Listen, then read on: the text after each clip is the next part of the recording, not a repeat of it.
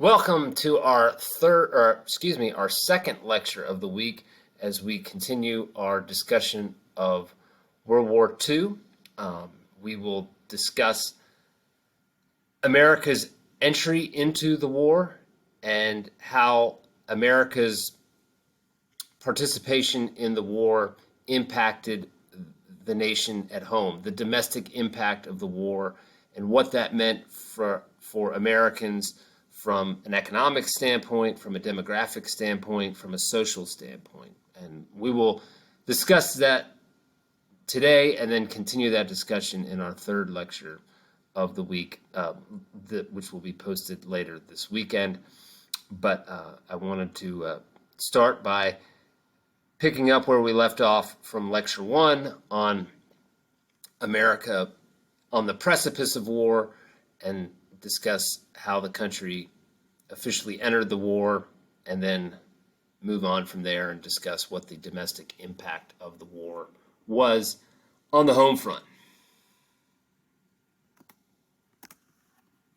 So let's start by discussing America's entry into the war. In our first lecture of the week, we discussed the Neutrality Acts and the fact that Roosevelt was and America were officially remaining neutral in the war, but as Germany and Italy, under the leadership of Adolf Hitler for Germany and Benito Mussolini for Italy, as those countries became more aggressive over the course of the mid to late 1930s, and fascism continued to rise up in parts of Europe under the direction of those leaders, Roosevelt became more and more concerned. But the problem was, from a political standpoint, there were plenty of American politicians as well as plenty of American voters and American citizens who preferred the isolationist route and to stay out of any sort of war or military conflict in Europe for as long as possible. Memories of World War I and America's entry into the war and what that meant for the country, both from a casualty standpoint, but also from an economic standpoint, war debts and things of that nature. That was still fresh in the minds of plenty of Americans by, say, 1937, 1938, 1939. So Roosevelt knew that he didn't have the political capital, if you will, to charge into war and to go straight into war, even if he was becoming more and more concerned with the rise of fascism in Europe under Hitler, Mussolini, and company. And we talked about the Neutrality Acts and that were passed by Congress, as I mentioned earlier. But with the rise of Hitler and Mussolini in Europe, Roosevelt decided to take the unprecedented step of running for a third term as President of the United States. At this point in history, nobody had ever run for president for a third term after already serving 2 full terms as president. If you recall, William Jennings Bryan ran for president 3 times in 1896, 1900, and 1908, but he lost all 3 times, so he never actually served as president. Roosevelt was nearing the end of his second term, and he opted in 1940 to run for a third term. There was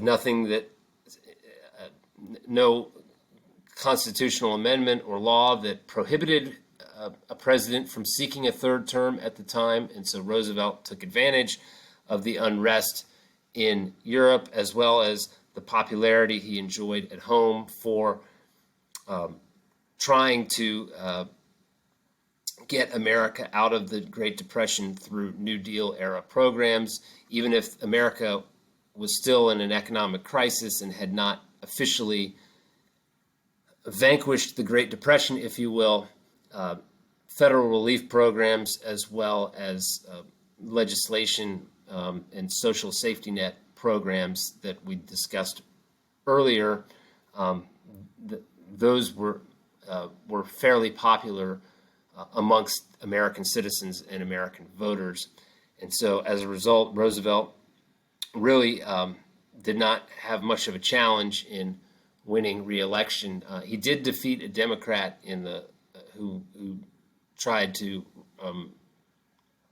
run in a primary against Roosevelt, but he won that race for the nomination and then easily won in the general election to officially earn a third term as president, which began in January of 1941. Once his third term began, FDR proposed legislation known as Lend-Lease, and this legislation would enable America to sell, lend, or lease arms, munitions, and other supplies to foreign countries, and particularly the language in the bill, or the language that the rhetoric that Roosevelt used to promote it, to sell, lend, or lease these supplies to, quote, any country whose defense the president deems vital to the defense of the United States. What Roosevelt was trying to do with this legislation was basically find a way for America to legally supply arms and munitions and equipment and supplies to Britain, who was the last hope of containing Germany. France had fallen by June of 1940 to Germany, and Britain was still independent, but they were getting bombed regularly in the fall of 1940 and winter and spring of 1941 by the German Luftwaffe, which is basically the German Air Force and fighter planes. That was the Blitzkrieg, bombing Britain repeatedly, and FDR believes that America needs to help out Britain, otherwise eventually Hitler and his army will be able to conquer Britain and have control of basically all of Western Europe. Isolationists in Congress vehemently opposed the Lend-Lease bill that Roosevelt promoted.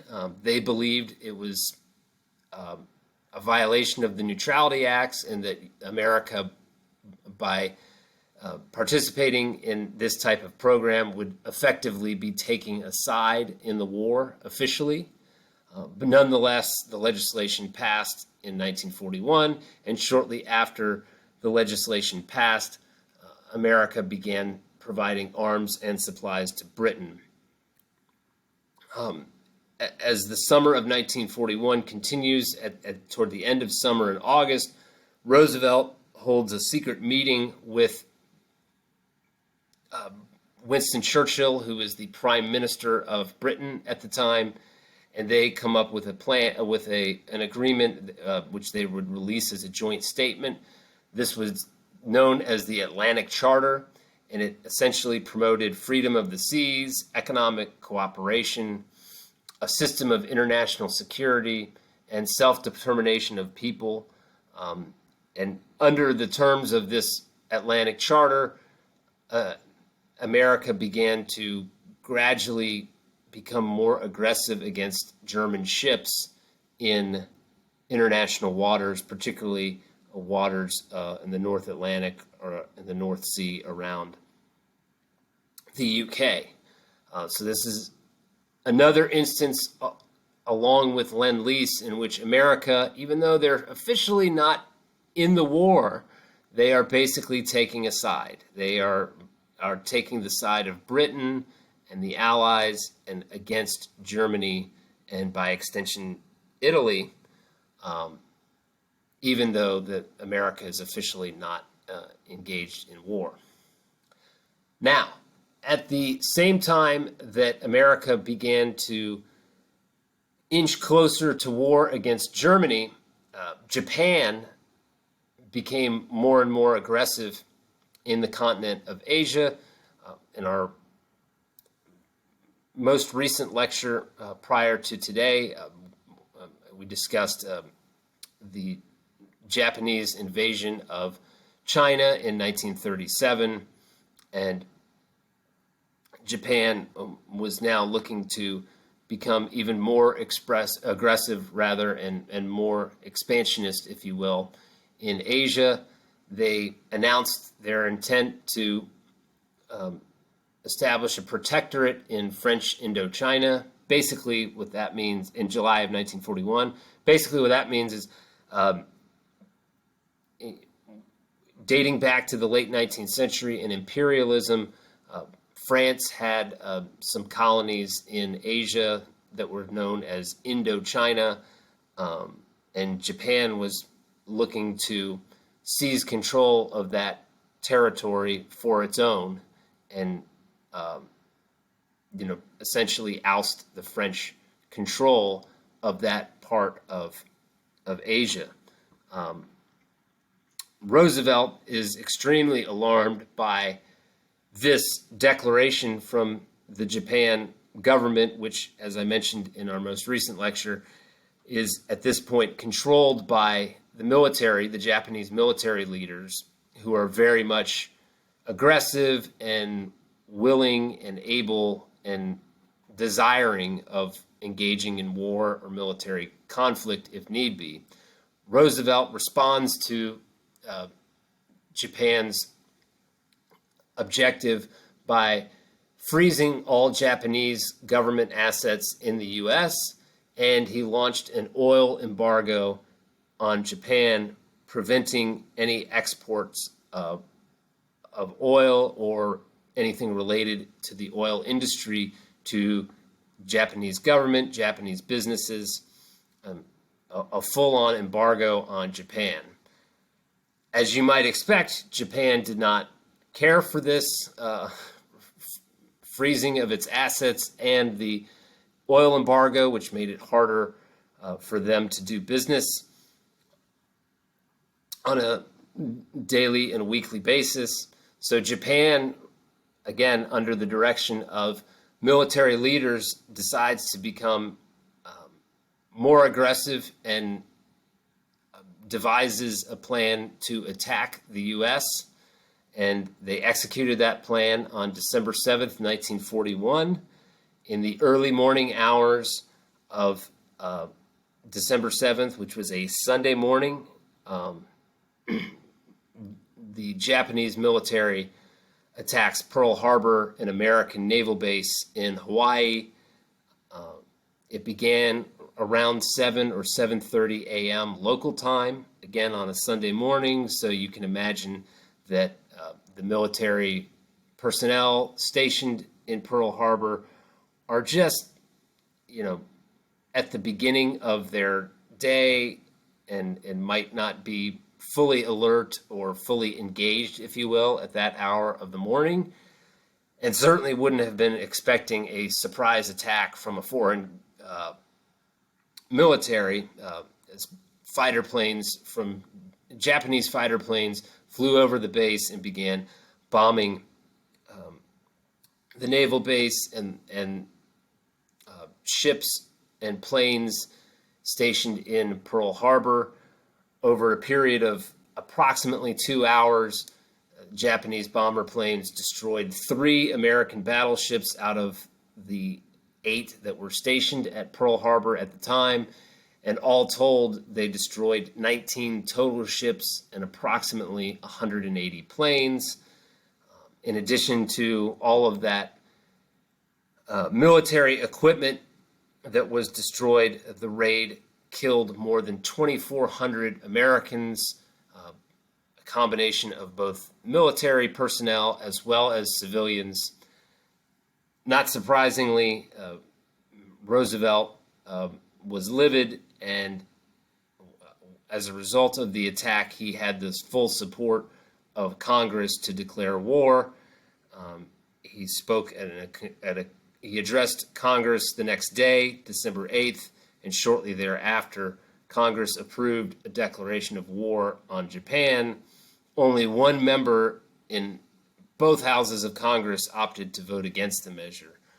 A single member of the House of Representatives voted against going to war with Japan, and that particular representative was a pacifist who had also opposed America's entry into World War I a generation earlier. 3 days after America declares war on Japan, on December 11th, 1941, Germany and Italy each declared war on the U.S., and at that point, World War II morphed into a truly global conflict as opposed to a European conflict, as now you have what will turn out to be two different theaters of the war, the European theater as well as the Pacific theater, and American forces are battling Germany and Italy in Europe alongside Britain and Russia, and then they're battling Japan in the Pacific as well. So it's a sort of a two-pronged war in terms of the geography that is being fought over, and it really a truly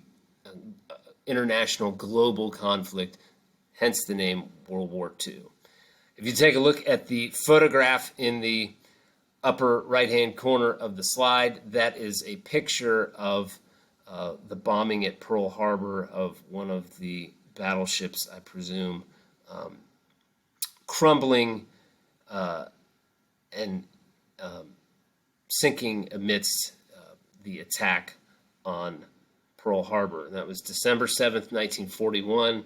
It would forever serve as a date that generations of Americans who were alive at the time, especially those who were young and middle-aged and would live for decades after that date, they would always remember December 7th, 1941. And if you look at American history, particularly recent American history, it seems like every generation has a specific date that they remember as a sort of watershed moment in for that generation.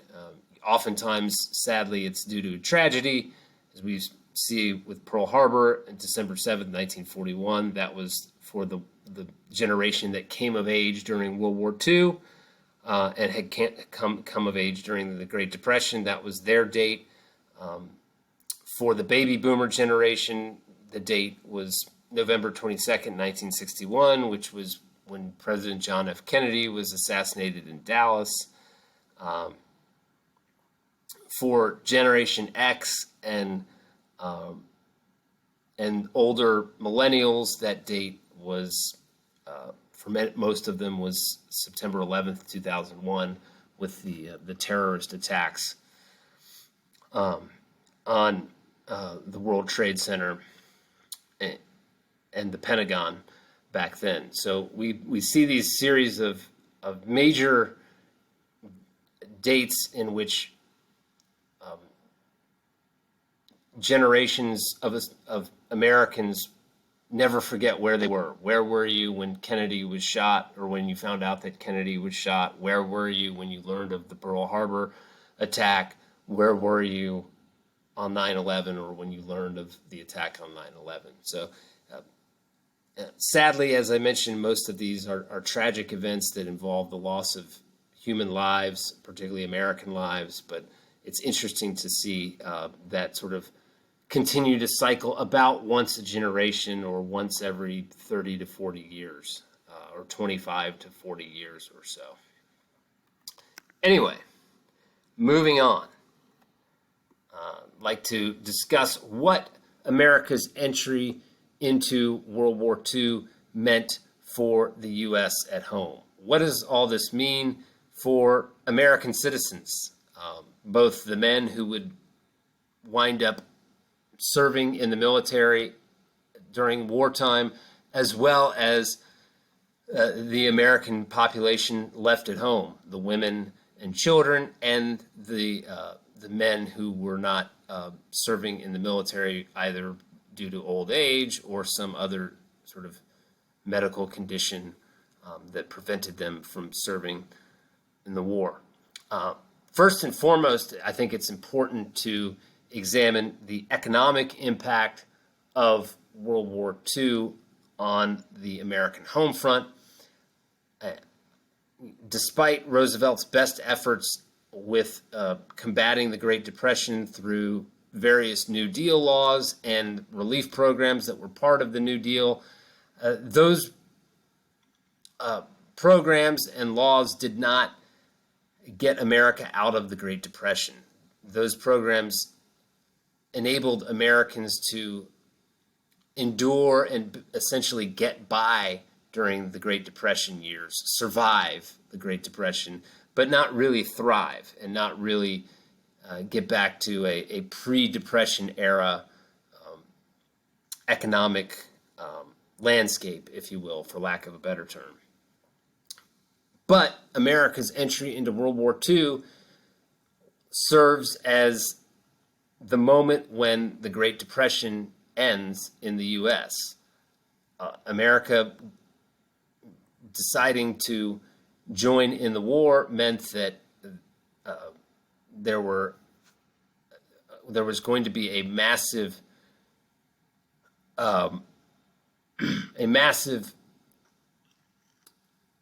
attempt by America to produce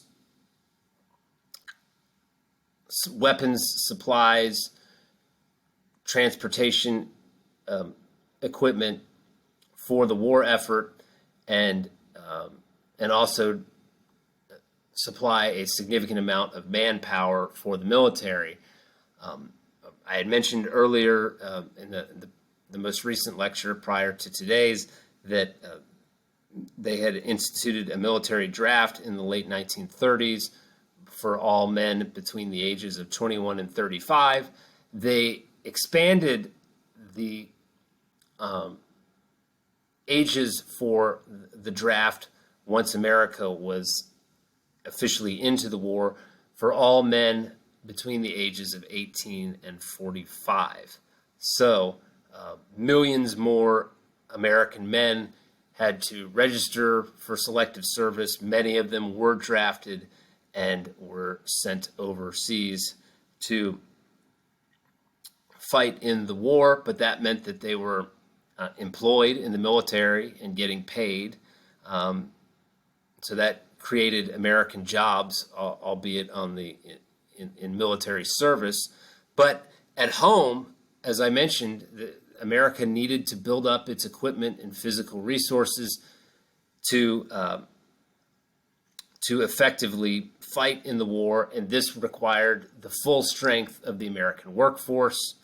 In 1942, America's first full year at war, the federal government requested 60,000 planes, 45,000 tanks, and approximately 8 million tons of merchant shipping for the war effort. This demand for military supplies would escalate as the war continued. That was as even greater amount of all of those transportation and military equipment was ordered in 1943 and 1944 after that initial 60,000 planes, 45,000 tanks, and nearly 8 million tons of merchant shipping in the first full year of American participation in the war, 1942. So how does all of this get done? How does America go from a nation that is out of the war and is not really actively manufacturing equipment and supplies and transportation for the war to becoming to mobilizing into a war production company or war production nation, if you will? There was a new agency that was created in 1942 called the War Production Board, and under the direction of the War Production Board, American businesses, particularly those that were in the manufacturing and industrial sectors shifted their focus from manufacturing automobiles, household appliances, and tools to producing equipment for the war.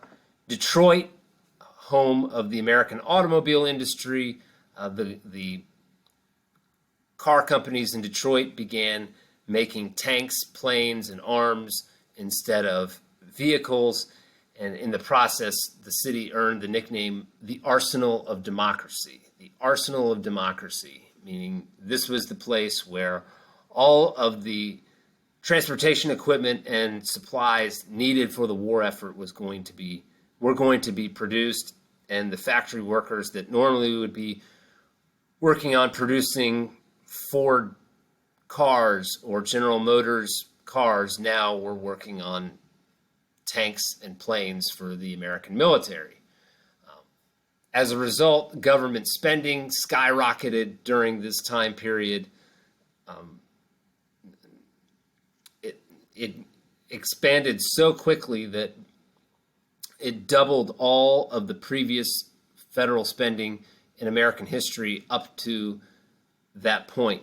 In other words, if you look at the total amount of federal government spending from America's founding in the late 18th century up through 1941 and add it all up together, the sum that you get is only half as much as America would spend during the 4 years that they were actively engaged in World War II. So a tremendous influx of federal spending during the war, and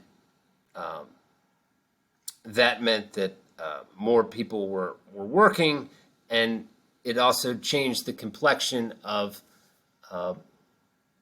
labor in America, as more Americans in the workforce resulted in a surge of membership in labor unions. About 4 million new union members would join various labor unions over the course of the 4-year period that America was actively engaged in World War II, from approximately 1942 through approximately 1945. So that's a significant change for America. From a business standpoint,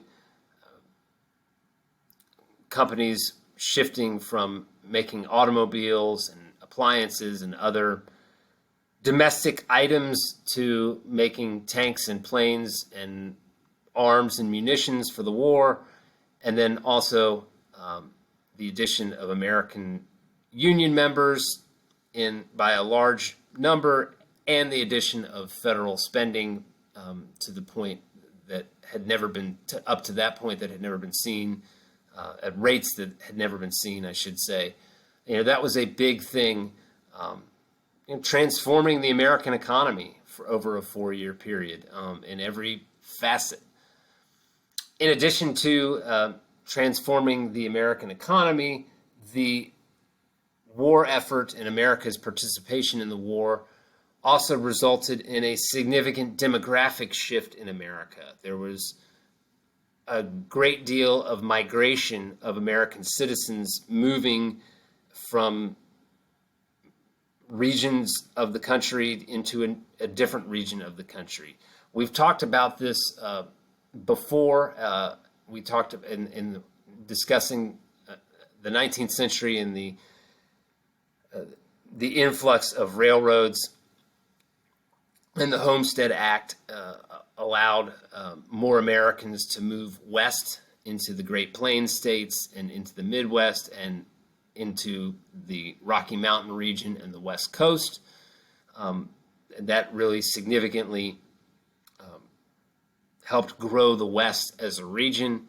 And we also discussed more recently the start of the Great Migration in the 1910s, as African Americans were leaving the South in large numbers to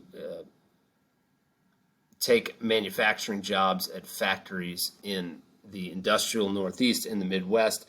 That continues during the World War II era, as African Americans continue to leave the South in large numbers, and just like their predecessors from the 1910s and the 1920s, these African Americans were effectively trading agrarian careers, agrarian jobs such as tenant farming, for industrial jobs in the factories of the Northeast and the Midwest.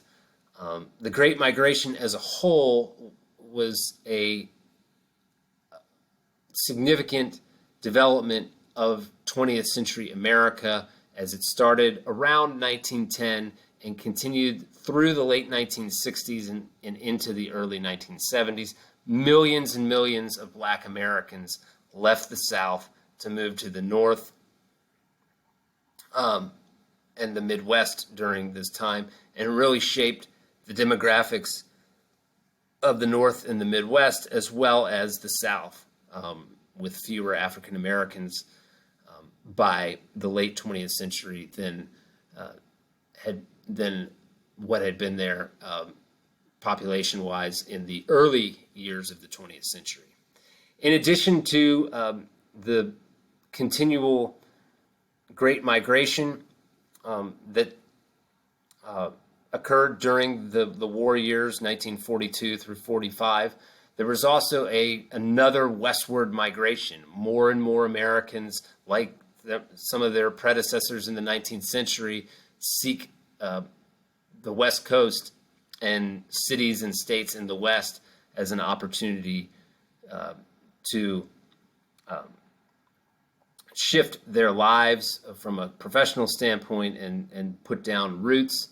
Approximately 8 million Americans moved to states west of the Mississippi River over the 10-year period between 1940 and 1950. One of the major factors for this substantial migration was the